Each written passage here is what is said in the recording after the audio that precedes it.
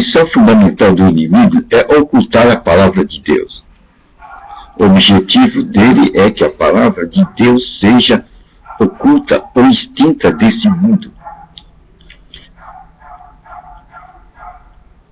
Extinguir a palavra de Deus é a missão do adversário.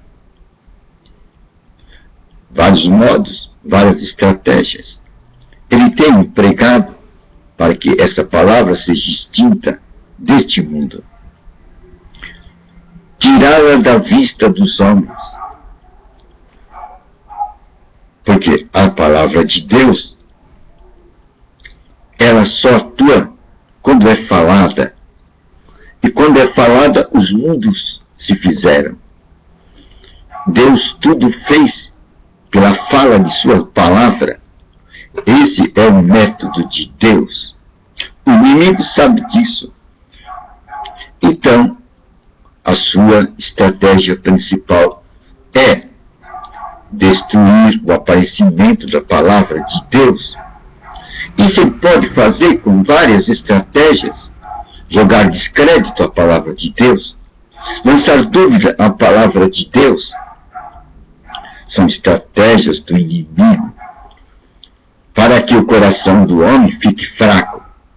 E o coração do homem sendo fraco, ele vai impor o governo dele na terra. Porque somente a palavra diz que este inimigo é um derrotado. O inimigo de Deus é um derrotado. Ele é um derrotado. Ele assinou seu sinal de derrota no momento que ele matou Cristo na cruz. E no reino espiritual, as coisas são feitas através dos homens. Espírito não pode fazer as coisas. Eles têm que usar homens para realizar as suas metas, os seus objetivos. Lá estava na cruz.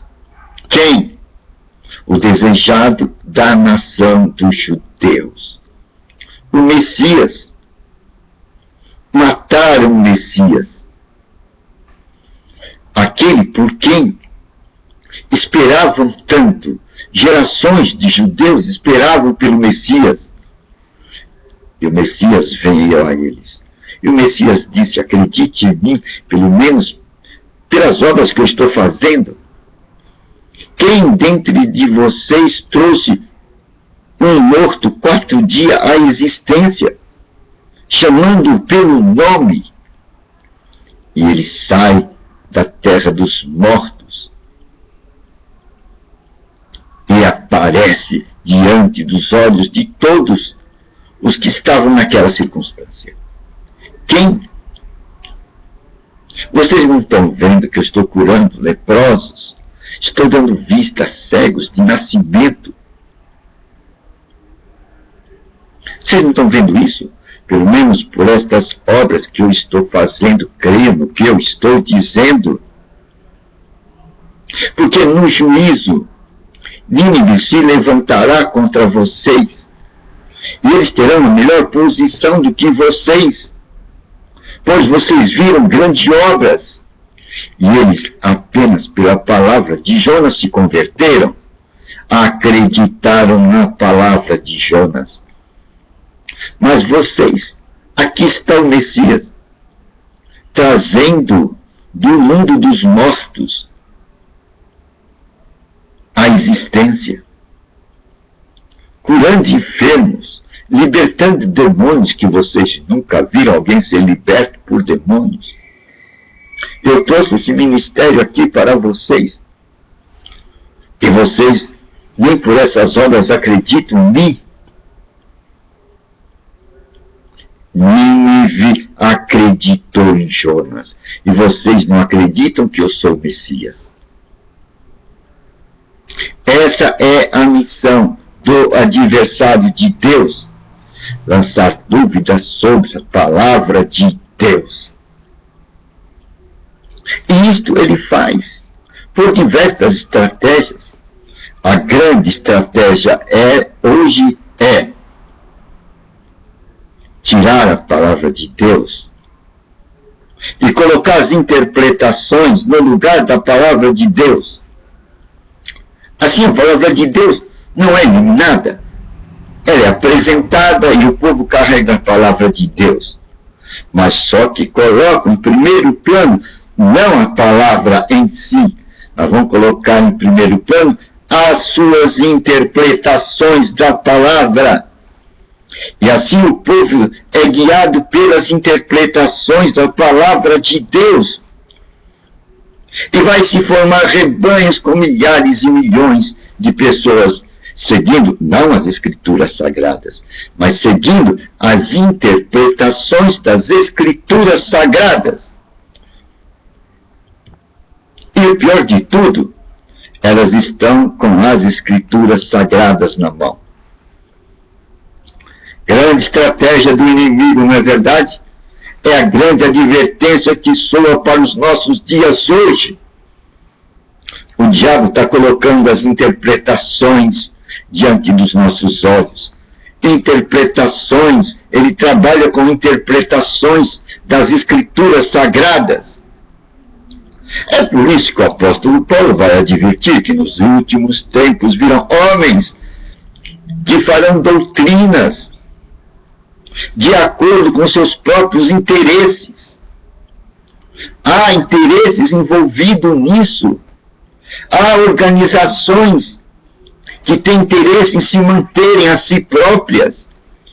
E elas vão forjar homens com mestrados, com doutorados, elaborados por elas, feitos, produzidos dentro da ótica e da ciência delas, que vão produzir doutrinas e dogmas baseados pela sua orientação. E vão tirar nas Escrituras as partes que fazem o quê? Apoiam as suas conjecturas. Apoiam as suas conjecturas. E dentro disso vão criar fábulas, histórias engenhosas. E levarão muitos para o caminho da porta fechada. Para o caminho da porta fechada. Então, tem as Escrituras na mão, leem as Escrituras, mas não entendem nada das Escrituras. Carregam as Escrituras na mão, mas os seus olhares estão dirigidos não pela Escritura, mas pelas interpretações das organizações onde elas fazem parte. Podemos dizer organizações sociais, pois elas têm um estatuto que as dirige. E milhões e milhões vão entrar nessas organizações. Corpos vivos, mas dirigidas por interpretações. Então, as Escrituras, embora na mão da pessoa, mas a pessoa não sabe ler as Escrituras, não tem as Escrituras. Porque, queridos, qual é a chave para se ler as Escrituras Sagradas? Eles não têm a chave para ler as Escrituras Sagradas. E eles vão ler conforme a lente de suas organizações religiosas. Vão se tornar religiosos. É claro que nesta linha vão encontrar a porta fechada, pois estão baseadas nas lentes que o diabo coloca para os nossos dias. Não nas Escrituras, mas nas interpretações das Escrituras. Esse é o grande perigo para o momento. E a Bíblia fala disso. A Bíblia coloca isto com uma clareza meridional na parábola das virgens.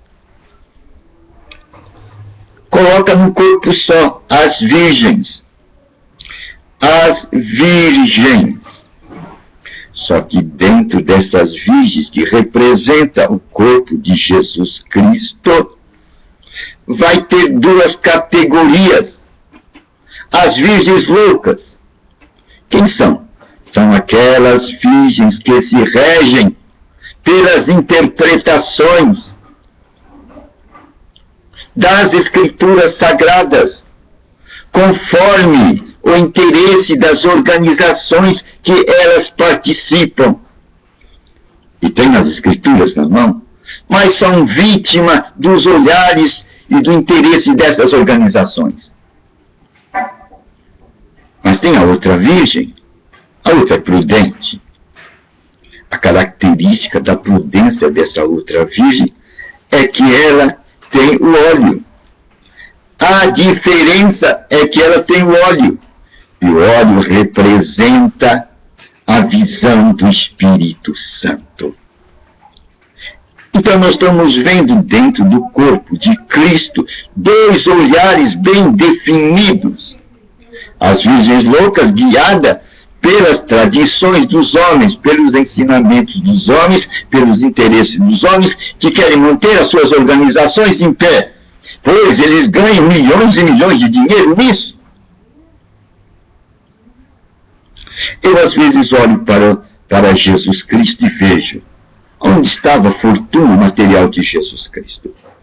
Eu olho para o apóstolo Paulo, onde estava a fortuna pessoal do apóstolo Paulo.